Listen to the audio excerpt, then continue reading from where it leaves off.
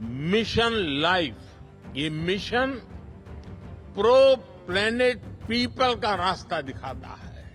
हमें अपनी सरकारों को दिशा देनी है, फ्यूचर प्लानिंग करनी है।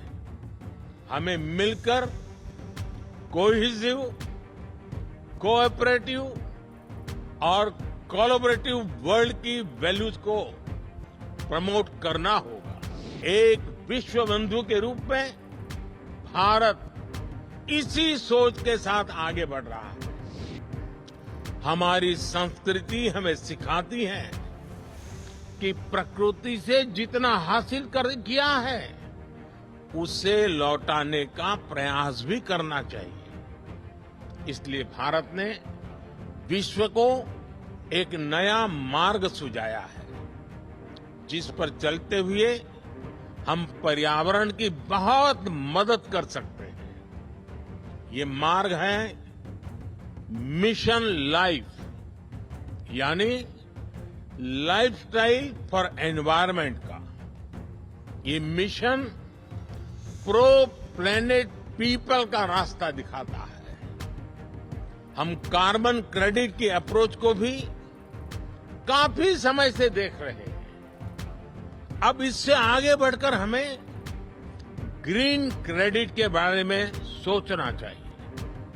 इसकी चर्चा मैंने यहां दुबई में ही COP28 के दौरान बहुत विस्तार से की थी।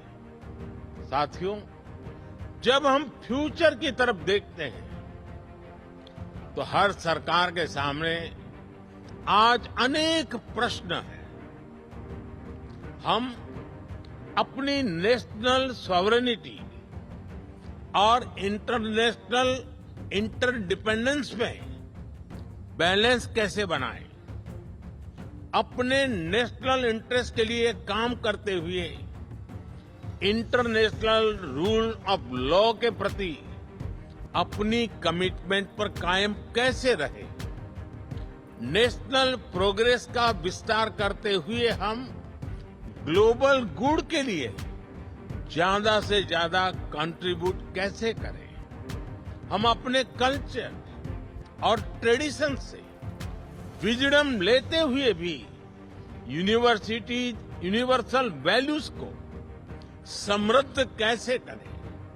हम डिजिटल टेक्नोलॉजी का लाभ लेते हुए उसके नकारात्मक उन प्रभावों से समाज को कैसे बचाएं? हम वैश्विक शांति के लिए प्रयास करते हुए आतंकवाद के खिलाफ कैसे मिलकर काम करें? आज जब हम अपने देश को ट्रांसफॉर्म कर रहे हैं तो क्या ग्लोबल गवर्नेंस इंस्टीट्यूशंस में भी रिफॉर्म नहीं होना चाहिए?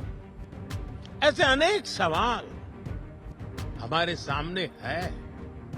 इन सारे सवालों को ध्यान में रखते हुए ही हमें अपनी सरकारों को दिशा देनी है, फ्यूचर प्लानिंग करनी है। हमें मिलकर कोहेसिव, कोऑपरेटिव और कोलैबोरेटिव वर्ल्ड की वैल्यूज को प्रमोट करना होगा। हमें डेवलपिंग वर्ल्ड के कंसर्न्स और ग्लोबल डिसीजन मेकिंग में ग्लोबल साउथ की भागीदारी को प्रमोट करना होगा। हमें ग्लोबल साउथ की आवाज सुननी होगी, उनकी प्राथमिकताओं को सामने लाना होगा। हमें जरूरतमंद देशों के साथ अपने रिसोर्सेज और अपनी कैपेबिलिटीज को शेयर करना होगा। हमें AI, आर्टिफिशियल इंटेलिजेंस और क्रिप्टो करेंसी, साइबर क्राइम ऐसे पैदा हो रही चुनौतियों के लिए ग्लोबल प्रोटोकॉल बनाने होंगे। हमें अपनी नेशनल सॉवरेनिटी को प्राथमिकता देते हुए इंटरनेशनल लॉ की मर्यादा भी रखनी होगी। इन्हीं भावनाओं पर चलते हुए हम न केवल सरकारों के सामने उपस्थित चुनौतियों का समाधान करेंगे, बल्कि विश्व